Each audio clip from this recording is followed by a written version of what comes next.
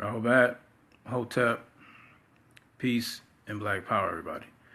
Um, I decided to go live just to have a real conversation to whoever's listening, whoever's paying attention. Um, Reason why I called it evolving is because I feel like as a group we are not evolving, and looking at the wake of the whole SETI and Umar Johnson thing is like really crazy. Peace Olu and Rahubat Mahajesti Hotep Amun. How you judge a group? You judge a group by how far they've evolved in time. That's how you really evolve a group. How they've overcome adversity.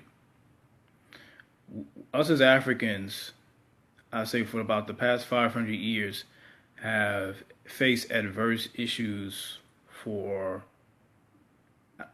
it doesn't matter what part of the world we were on, we were facing adverse issues.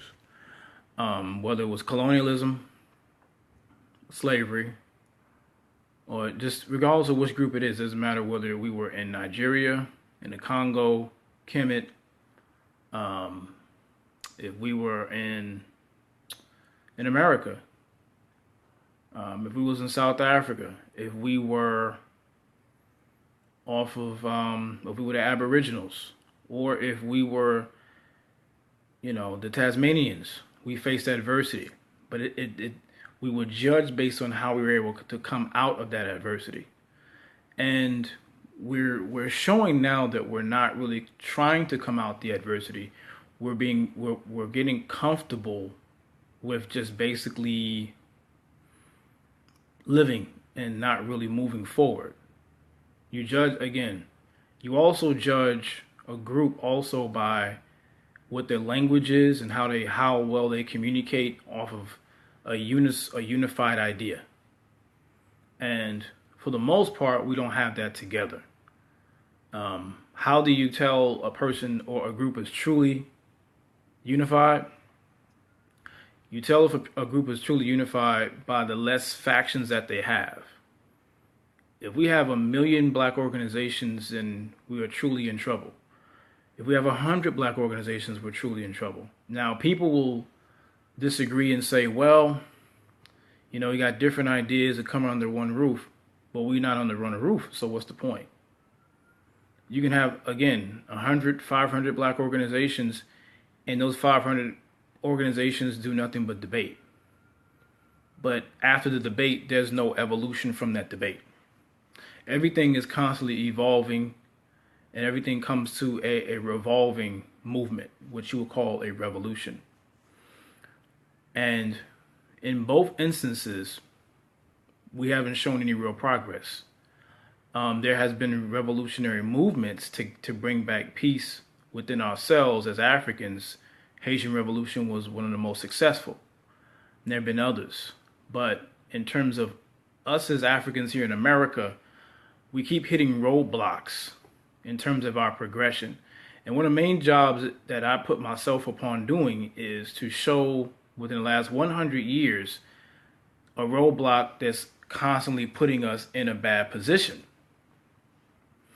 And that's the problem, is that we see the roadblock, but we just stand right in front of it and don't try to analyze it to get around it or go through it.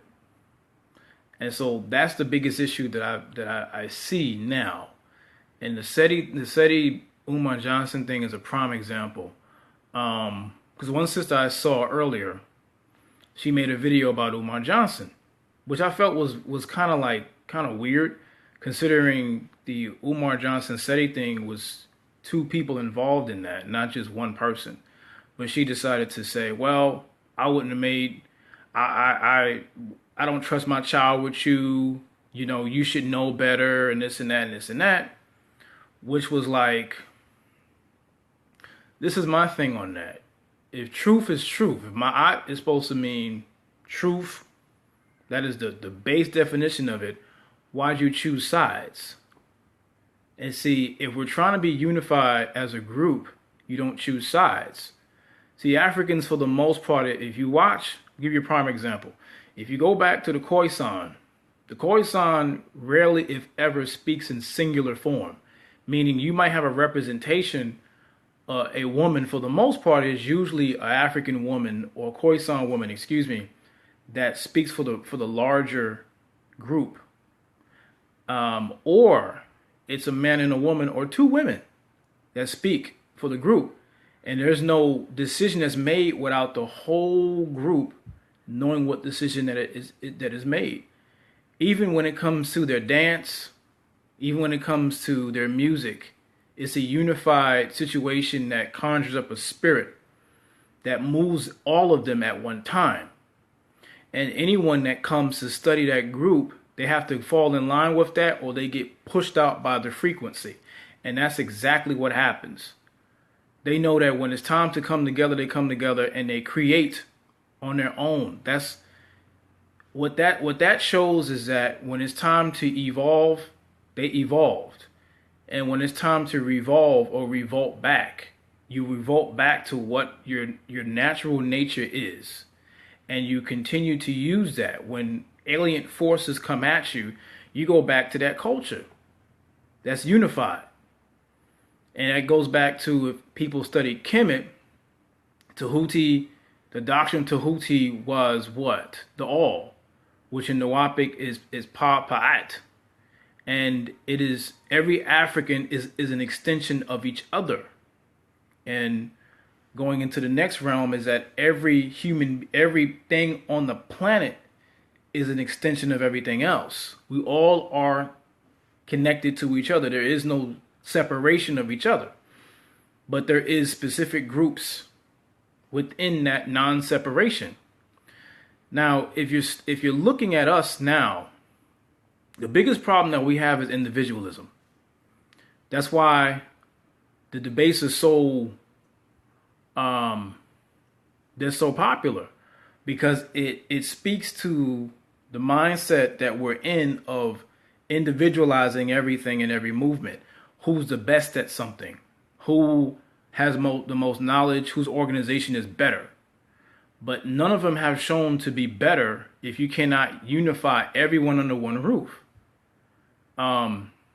Marcus Garvey, you could take Malcolm X, you could take Pedro Albizu Campos, look up Campos, you can take Castro, you can take Dr. York, my father, you can take Elijah Muhammad. They all talked about coming together under one umbrella, one unified front, and saying, look, I don't care what you believe in, but at the end of the day, we all have the same enemy and we all have the same problems.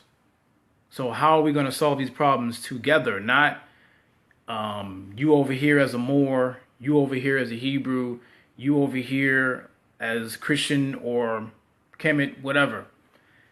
That doesn't work, because if we all have the same problem, why are you down the street why are we not coming to meet in the same situation? Because we are individuals. And so I talked about this earlier with someone about unified education. Unified education means that you drop whatever labels that you have and you say, this is what our language is going to be, and this is what our origin of, where we started, what country it started from. This is going to be, we're going to agree on something. And if we can't just say, this is what we agree to, then we will never get out of genocide that we're in. Because they can always pinpoint and know that we're spread out all over the place. And because we're spread out all over the place, then anyone can keep coming up with different organizations. Every time you come up with different organizations, it's like it shows that we're disorganized. Yeah, Lydia said structure and codification. I keep talking about codification because every group, if you see, this is the thing I do. I take hypothesis based on what I see. And every group whether it be Latina, whether it be Asian, whether it be Arab, is a representation of that group. And see, it shows that if, let's say, for example, you take Arabs, for the most part, they're dirty as hell, but they codified and they all speak for each other at the end of the day. You can take, let's say, Africans from Nigeria, which actually 70% of us here that are Africans born in America have Nigerian blood in us. Just a key note, just to think about. But when they come together, they all, even if they're separate, they stay under a certain type of culture, what we call codification, that they don't break that. See, here in America, we don't have codification, is why we're so separate. So when it came time, let's say, right now we're looking at the SETI and Umar thing, and we've made the memes, we've made fun of it. It's funny, it's a joke, but at the same time, it's not funny at all, because what that does is it shows the fact that we're disorganized. That let's say, okay, haha, you made the jokes, it's funny, but okay, how are we gonna solve this problem? See, true people solve. It's like a relationship. You have a relationship, and you come across conflict, and then that conflict may create a problem. But at some point in a relationship, you have conflict resolution. One person, whether it be the woman or the man, comes together to solve the problem. Conflict resolution, you move forward. Where's the conflict resolution? Because it's like this, for example, you're either going to say, look, we're going to get these two brothers to come together, or we're just going to remove them from our minds and our sight. But we're going to have to stop, dissing each other and throwing darts. And a prime example of this is, let's just take Umar Johnson for a minute. Umar Johnson is trying to get the school going, which people have now called him a fraud. He's full of shit. He ain't gonna never get no, he should have been got that school. And this is something I said to someone a while back. I said, this ain't got nothing to do with Umar Johnson. It really don't. Because if that was me, I would be going through the same problem.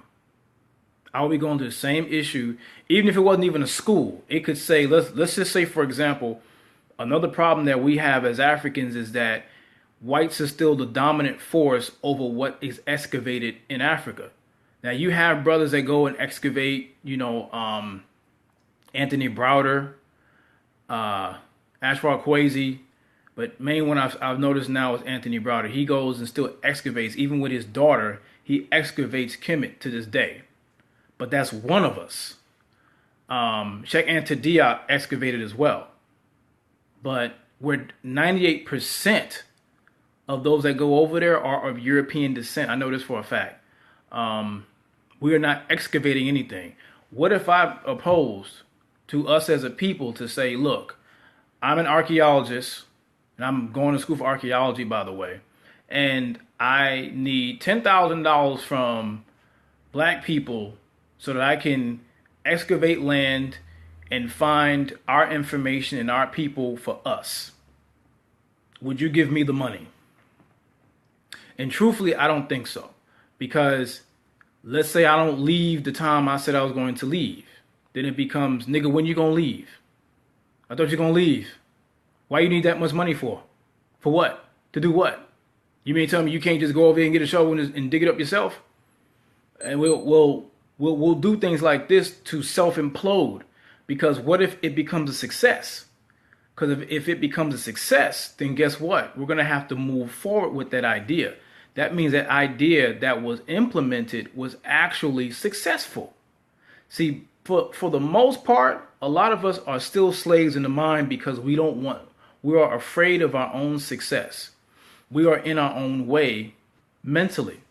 The fear is we might actually transcend and evolve out of an oppressive situation. And we will no longer have to be dependent on our slave master. And that's the issue that we have right now. Again, if you have a problem with, let's say, SETI, you have a problem with, say, Umar, then you discontinue them. Discontinue them. Don't deal with them anymore. But constantly throwing pop shots, what's the point? My father, Dr. York, he implemented a language, Nuapic, and all people wanted to do was call it pseudo. Oh, he made it up. Oh, he used other languages to put it together. I'm like, so he gave you a code. He gave you a language. How do you tell a language?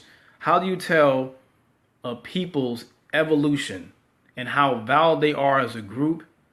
What is their language that they speak? You know, it's nothing. I'm reading what Carlos is saying. Your dad had schoolhouses, land, pretty much a community and nation. We just ignorant most of the time. How can we make sure nothing like that happens again when a leader... We got to stop looking at one leader as to be a savior of black people. We have to stop doing that. That's the problem. Every one of us is a potential leader within ourselves. That's it. We have to come under one idea. We have the ability to do all these things. This is the thing. We could sit up here and study African history forever, but not apply any of it. The next level is application. That's what I learned from Dr. Umar Johnson. The next level is application. When will we apply what we know about ourselves? That's the next level. What am I going to apply? Nobody is better than anybody.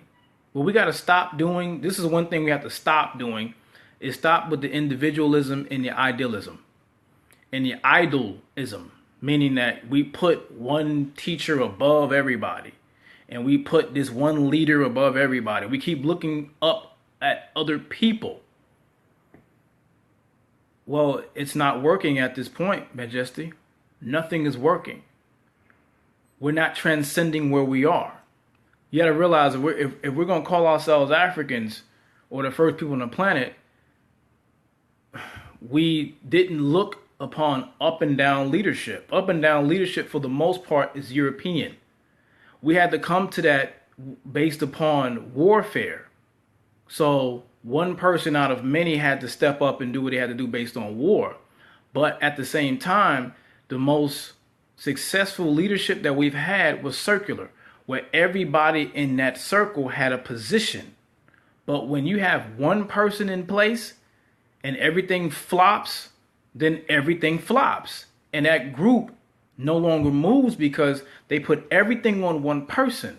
That's the problem. That is the main problem.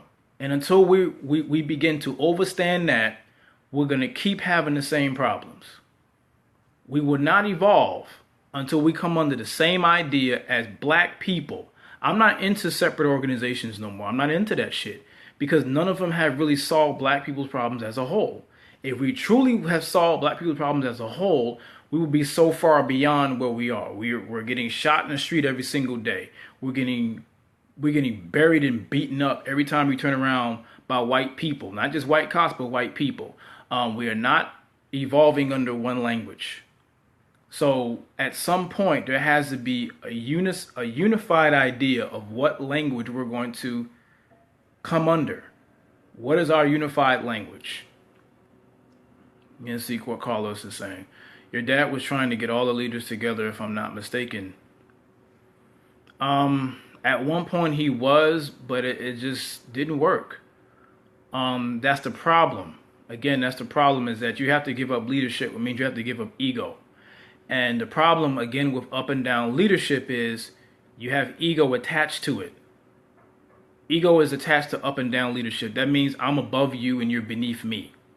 I have more knowledge than you, so therefore I'm better than you.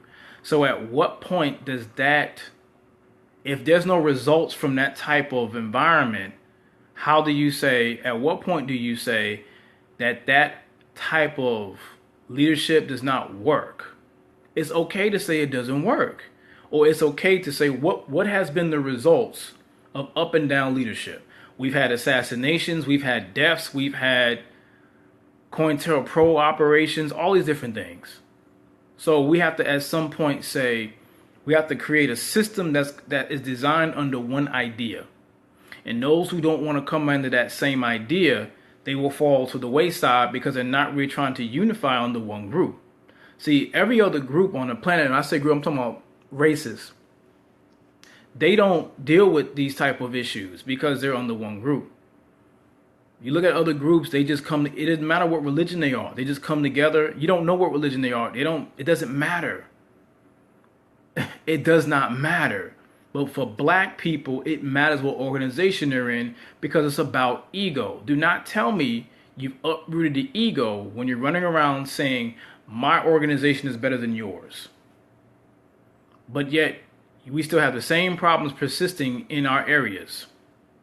So at the end of the day, nothing has changed. If the thing is that our enemy is dictating to us exactly how far we're going to go. And if you're being dictated to by someone else, that's a problem.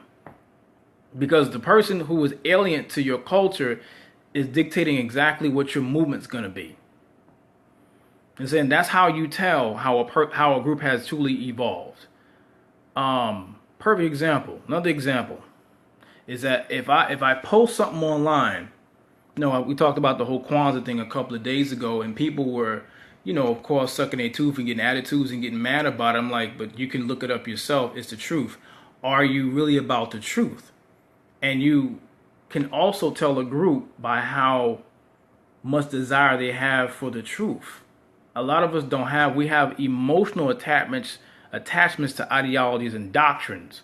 But when it comes time to getting to the truth, we don't want that because it's going to mess with how we believe in things.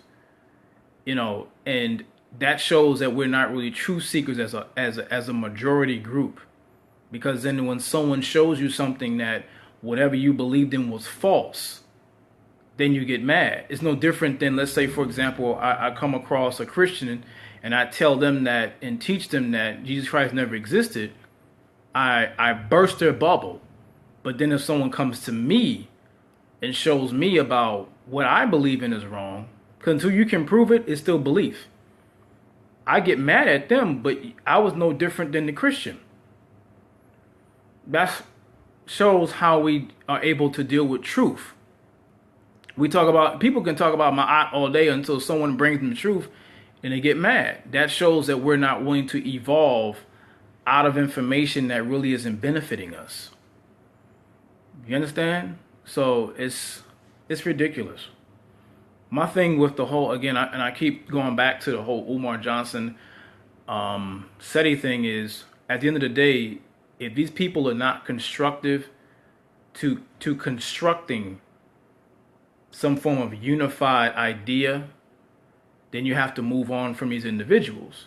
Or if you have an emotional attachment to these people, that's up to you.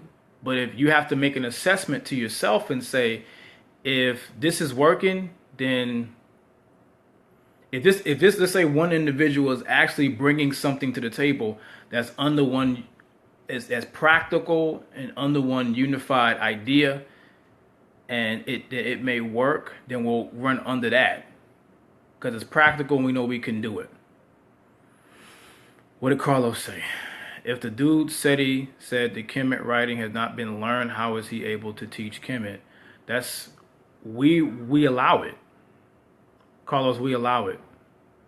Whatever is going on, we allow it. That's what I mean by not being codified. If you're not codified, then you allow things that don't make any sense to happen around you. It's like a relationship. You set the boundaries. And if you don't set boundaries in your relationship, it's going to go all over the place. Lydia said, hey, root for them. Oh, you said rid of them? If you want to get rid of them, then we have to all come to an idea and say we'll just get rid of them. See, other groups, when there's riffraff going on and that riffraff creates a dissension, they just get rid of the people. They either say, look, you're either going to get your shit together or we will all get rid of you. And with black people, we're very social. We're very social people. We never, we never learn our lesson. We just continue the same thing, which shows an inability to evolve. Lydia asks, who are the elders they speak of? I have no idea who they're talking about. But elders that I know that's in the conscious community, you could say Ashwa Kwesi, Professor James Smalls, Marimba Ani. These are elders that can come and say, this is what we're going to do. If people really want that to happen, then all we had to have done was just contact them and we can get it together. But that shows that we're not really trying to solve the problem, because we're not trying to bring the elders in. That's the main thing, is that the elders in any African society would be the one to bring the wisdom to destroy the dissension and the conflict. Majesty said exactly, put the whole conscious community on a Titanic. They're useless. No, I would never say that. Black people are never useless. There's no such thing as a useless black person. You either, there's individuals who have a lot of, they were not taught correctly on how to deal with things. And if there's riffraff going on, then you have to deal with it. But as a majority, we have too much power to throw people away. I would never throw people away. That's elitism. You know what I'm saying? We never throw people away. Don't ever think like that. I don't think like that. Now, if a person is constantly seating themselves and creating dissension, then that person has to be pulled out and has to be dealt with however we decide to deal with them. But I don't throw people away, because that's crazy. But that's my take on the situation. And, you know, that's ridiculous. All of us have different ways that we've responded to slavery and integration and Jim Crow.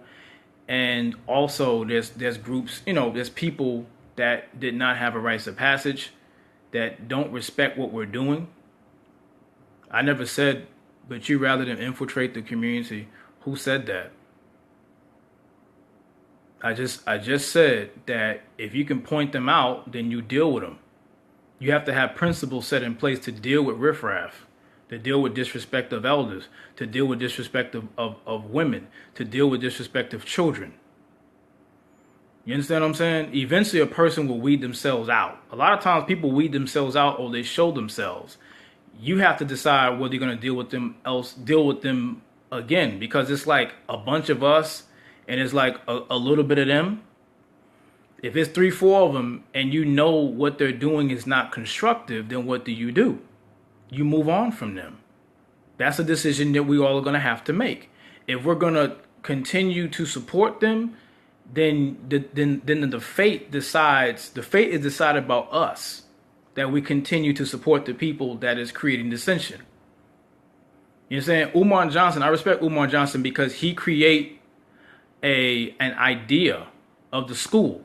To this day, I don't mind still giving the brother money, because who's to say he won't get the school within 2 years? Let's just say he gets it within 2 years.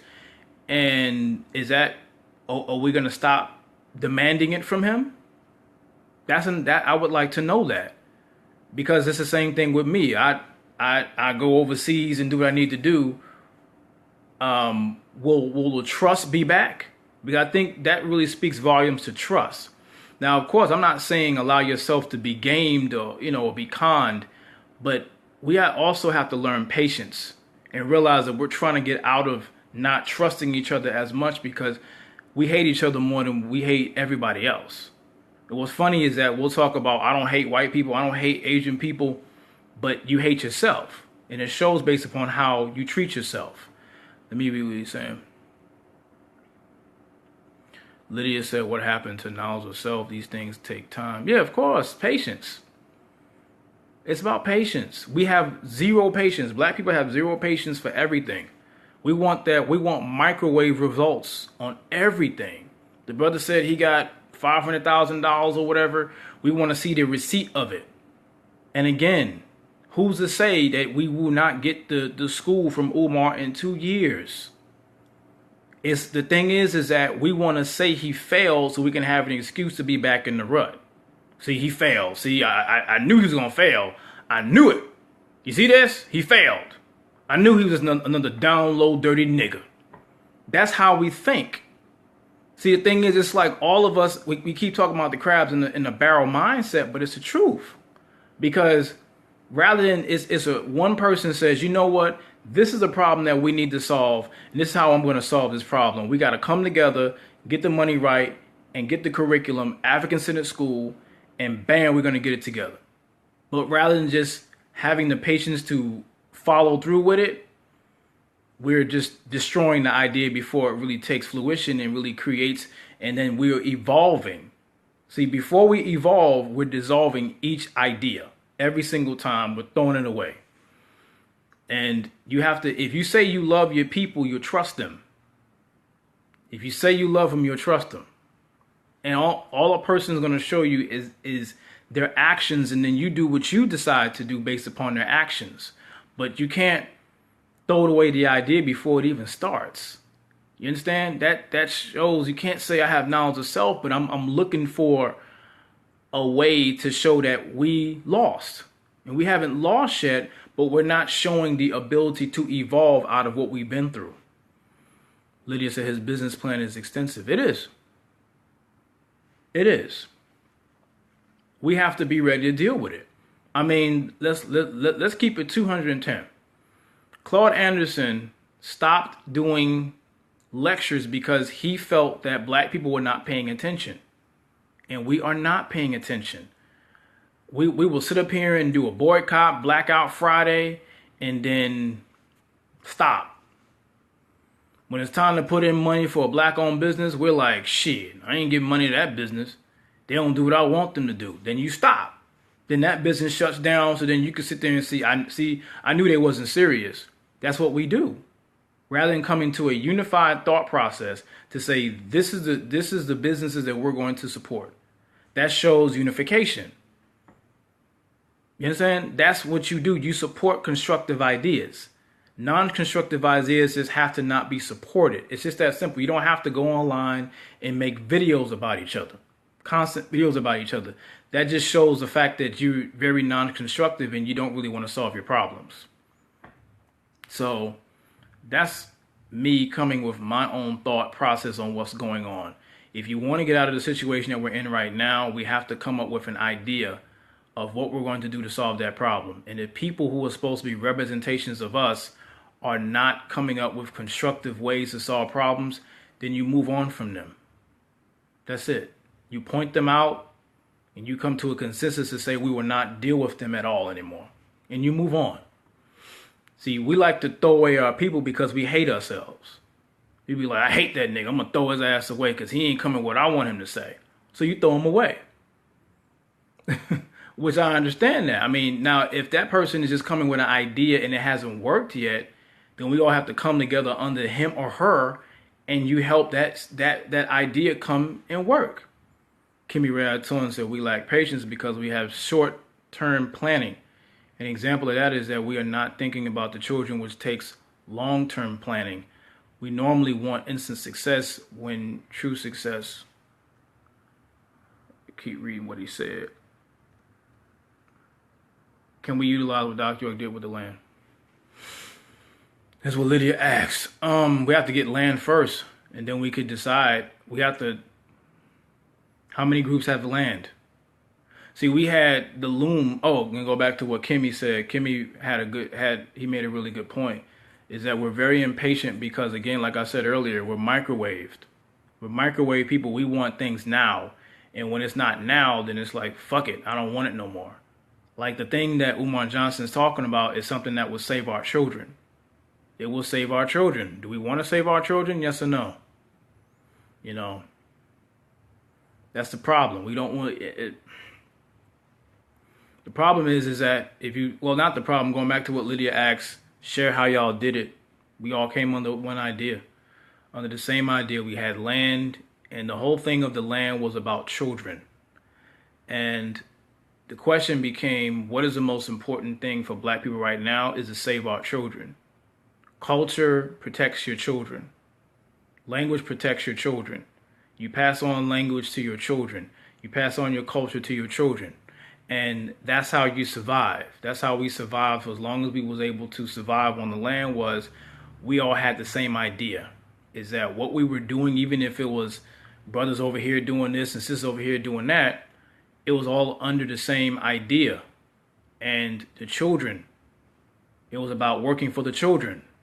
That's the idea that I had. And it was the idea a lot of other brothers had and a lot of other sisters had. When we had problems, we solved them in-house. That's why a lot of things that the conscious community thinks they know about the Nawapian Nation, you know little about because you believe everything the white man says. But anyway, that's the situation that we're in right now as black people. So the thing is, we keep going back to individual organizations. And if you really are serious about solving blacks' problems, you will deal with blacks as a group as a whole. Because we have to evolve at some point and say, this is what we were able to do. We were able to get this school and say, boom, we got it and we good. That's a form of a group evolving out of a form of oppression. But if you can't do that, it means nothing. If all you're going to do is throw away the person's idea or disrespect them online, you know what I'm saying? If you feel that bad about Umar Johnson, next time you see him, if you feel like you've been jobbed, go ask him for your money back. Just get up in his face and ask him for his money back if you think he's conning you, since it's that serious to you. You understand? If you can't do that, then just leave it alone. Ladies, I have a potential location through a friend. I mean, if you have a potential location through the friend, then do what you can to contact Umar and just see what he says, and whatever he says, you have to live and deal with that. But Umar should not be the only one doing that. If we already know that we need a school, there should be other groups doing the same exact thing. I'm just saying, you know, our one of our main problems is our children's education. There should have already been homeschool situations where it's curriculum being taught by certified teachers. There's so many other different people. There's in the black community, there's so many different black teachers, male and female, that if we all see the same problem, come under one unified idea and you solve that problem. That's an example of evolving out of a problem. You just solved it. But if you just have a group of people coming around you telling you what you can't do, then you'll never solve the issue. You'll never solve that problem. That's the issue that we have, is the naysayers who continue to throw people under the bus to say, well, shit, you know, it don't mean nothing. You know, it's ridiculous. So, what do Carlos? That's my take on the situation.